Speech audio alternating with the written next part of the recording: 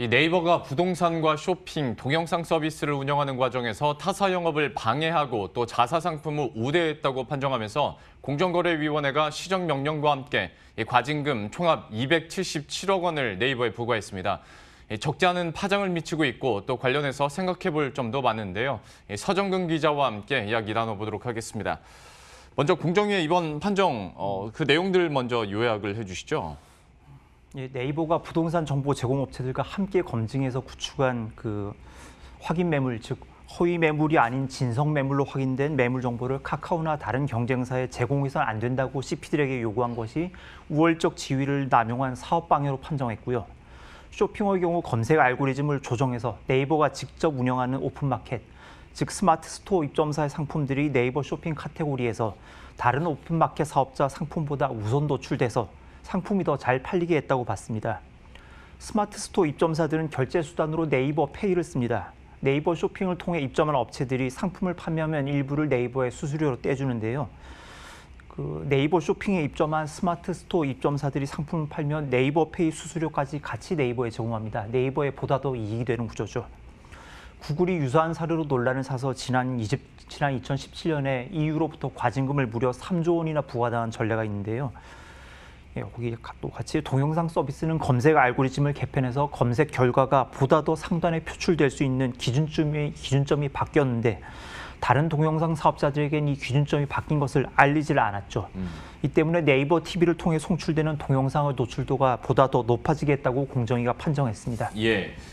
이번 결과뿐만이 아니라 지금까지도 어떤 검색이나 노출 알고리즘의 중립성 여부에 대해서는 좀 많은 논란이 있어 왔는데 최근 들어서 정치권에서도 이른바 카카오 들어오라고 하세요. 예, 이 사건도 있었고 추미애 법무부 장관 관련해서 검색하면 뉴스 배열이 어떻게 나오는지에 대해서도 좀 논란이 있었지 않습니까? 이 이슈들도 한번 정리를 해보죠. 민주당 이낙연 대표의 교섭단체 대표 연설이 포털 다음 메인 뉴스에서 빠졌다고 주장하면서 윤영찬 의원, 네이버 대외 담당 부사장 출신인 분이죠. 이분이 항의해야 된다면서 보좌진에게 텔레그램으로 카카오 들어오라고 하세요라고 지시한 적이 있었죠. 네이버와 카카오의 뉴스 배열은 사람의 손을 거치지 않고 AI를 기반으로 하는 검색 알고리즘을 통해 이루어집니다. 그런데 검색 알고리즘을 만든 주체는 불편부당한 AI가 아니라 사람이죠. 특정한 방향성으로 결과값이 도출되도록 로직을 짜서는 안 되지만 짜는 것이 불가능하진 않은 거죠. 알고리즘의 영역은 사업자 기밀에 해당하는 외부에서는 알 수 없는 일종의 블랙박스와 같은 시스템이 될 수밖에 없습니다. 예. 추미애 장관이 아들 휴가 관련해서 구설이 올랐을 때 네이버 검색창에 만약 추미애라고 치면 다른 정치인들은 카테고리에서 통합인물정보, 뉴스, 실시간 이미지 순으로 보기 좋게 뜨는데 추 장관만 뉴스가 한참 후순위로 배열돼서 굳이 여러 탭스를 거쳐서 찾아보지 않으면 뉴스를 보기 어렵게 만든 적이 있었죠. 네이버는 당시 이용자 클릭 데이터를 집계하는 과정에서 오류가 있어서 발생한 문제라고 해명하고 바로잡았는데 논란이 좀 됐었죠. 공정위의 제재 판정이 100% 맞다고 전제를 하면 자신들의 사업적 이해를 위해서 알고리즘을 손보는 네이버가 뉴스 알고리즘은 과연 불편부당하게 운영했을까라고 의심하는 사람이 나오겠죠. 네이버 입장에서는 과징금 277억 원보다 이 같은 주홍 글씨가 각인이 되는 게 훨씬 더 아픈 문제가 될 것 같습니다. 예. 그래서 네이버에서는 이제 공정위의 이번 판정에 또 행정소송으로 맞서게 되는 건데 실제로 이게 그러면 다툼의 여지가 있는 겁니까?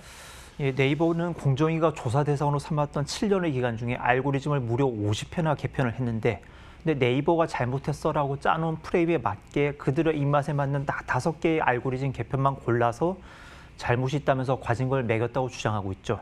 물론 50개 중 5개라도 문제가 있는 것이면 잘못된 게 맞고요. 개수가 문제가 아니라 개별 사안별로 진위를 다투고 경중을 따져야 될 사안인데요.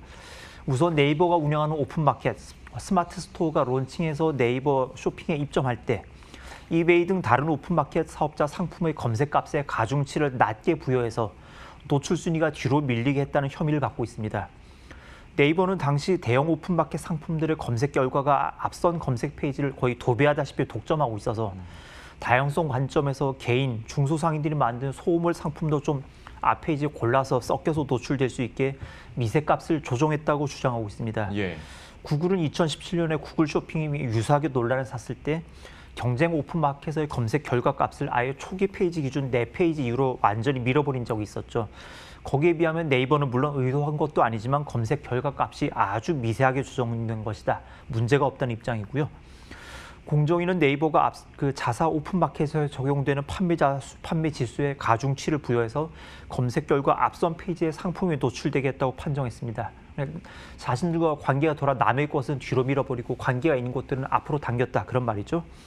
네이버는 상품 주문 결제 정보가 시스템에 자동 기입되고 관련 매출 조작이 불가능한 CPA 방식으로 투명하게 판매 실적을 제공한 곳들은 스마트 스토어가 아닌 다른 곳들도 가산점을 줬다고 반박하고 있습니다. 가산점을 못 받은 대형 오픈마켓은 수기로 판매 실적을 제공해서 신뢰성이 떨어진다는 이유였죠. 논란을 산 또 다른 항목이 있습니다. 그 같은 쇼핑몰의 상품이 연달아 노출될 경우 해당 쇼핑몰 상품 순위를 하향 조정하는 이른바 동일몰 로직인데요. 다른 오픈마켓은 이 기준을 적용했는데 네이버 스마트 스토어 입점사는 쇼핑몰이 아닌 개별 입점업체 단위로 계산을 해서 로직을 적용해서 이 로직의 적용을 받지는 않게 했습니다. 네이버는 다른 오픈마켓은 오픈마켓 사업자 명의로 계약 주체가 되고 스마트 스토어는 개별 입점 업체가 네이버랑 개별로 계약을 했는데 이렇게 된 것이 당연한데 왜 이걸 문제 삼느냐고 반박하고 있죠. 예. 그러면 공정위의 이번 판정부터 해서 이런 현상들에 대해 서정근 기자는 좀 어떻게 이걸 보고 또 해석하고 있습니까? 뭐 사견을 말씀드리기 좀 조심스러운 부분이긴 한데요. 저 개인적으로 네이버 소명과 반박에 나름 명분이 없진 않다고 보고 있습니다. 다만 논란이 된 로직을 적용함에 따라 네이버가 결과적으로 이득을 본 측면이 있어 보이긴 하고요. 근데 앞서 언급한 것처럼 알고리즘을 짜는 데 있어서 사람 혹은 법인의 이해가 개입될 여지가 물론 있으면 안 되지만 개입될 수 있는 여지는 있죠. 네이버는 행정소송에 임하면서 앞서 언급된 알고리즘을 적용하는 과정에서 사심이 없었고 이로 인해 이득이 있었다 해도 결과적 이득이 없다는 것을 입증해야 되는 상황이 됐고요. 만약 이를 입증받지 못하면 법원에서 이를 네이버의 의견을 기각하면 불명예를 안고 가야 될 상황입니다. 기업들이 공정위 제재에 불복해서 행정소송을 할 때 법원이 공정위의 최초 판정을 100% 인정하는 판결을 내릴 확률은 한 70% 초반 정도로 집계 돼 있습니다. 예. 자, 그럼 마지막으로 이번 사안에 대해서 시장의 반응은 어땠는지도 궁금하고 과연 앞으로 그러면 네이버가 이 알고리즘을 어떻게 운영하고 또 적용할지에 대해서는 좀 어떻게 전망이 됩니까? 예, 네이버 주가가 어제 발표가 난 후에도 한 2.18% 정도 상승을 했는데요. 뭐 큰 악재로 시장이 반영되지는 않은 것 같습니다. 네이버 현금 보유고를 감안하면 이 정도 과징금이 치명적인 타격이 되진 않는 데다 구글이 앞서 EU에게 부과했던 과징금 3조 원 규모에 비하면 비교적 큰 문제 없이 넘어갔다고 보는 것 같습니다. 네이버는 문제로 지적됐던 이 알고리즘들이 이후 계속 업데이트로 되면서 원상복구되거나 AI가 추가로 적용되면서 관련된 논란이 해소된 만큼 변화가 있었던 만큼 특별히 알고리즘을 바꿀 계획이 없다고 밝혔습니다. 현행대로 네이버 쇼핑 서비스를 그대로 운영하고 관련 수익도 큰 변동이 없을 가능성이 높아 보입니다. 공정위 판결을 뒤집지 못한다 해도 그 돈 내고 계속 사업하면 될 상황이고요. 다만 앞서 이야기 드린 것처럼 결백을 입증하지 못하면 불명예를 안고 와야 한다는 문제점은 분명히 있습니다.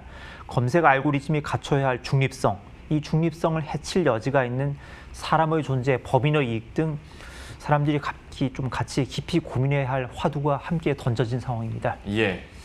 지금까지 서정근 기자와 함께했습니다. 잘 들었습니다.